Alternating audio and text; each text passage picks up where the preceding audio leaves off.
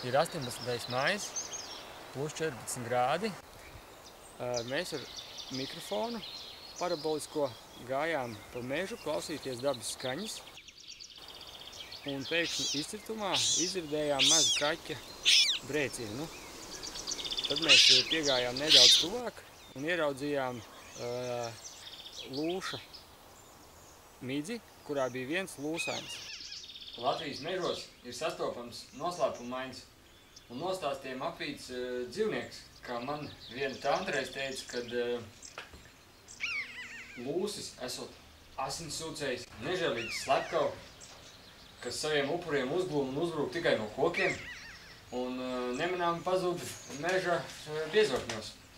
Kaut kur jau tantei nedaudz taisnības ir, bet varbūt tikai par pazušanu meža biezoknī vai ka viņš ir nežēlīgs slepkava.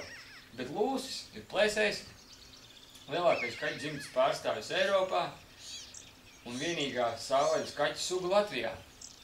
Tēviņi lielāk par mātītēm, lūši galvenokārt medī piezogoties un tad ar vairākiem lēcieniem mēģina notvert upuri. Šie lēcieni mēdz būt pat līdz 6 metriem gari.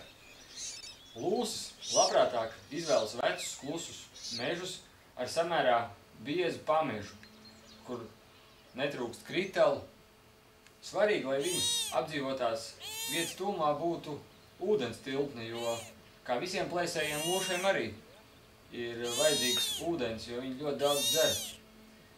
Un arī ūdens tilpņu tūmā pulcējas arī citi dzīvnieki, kur lūsis var viņus nomedīt.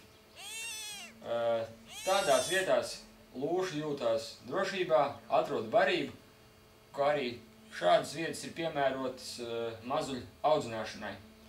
Latvijas daba, un īpaši šeit Ances meži, ir unikāli vien tādēļ, kad pie mums dabiskos apstākļos ir sastopams dzīvnieks, kas citur ir apskatāms tikai zoodārzu krātiņos.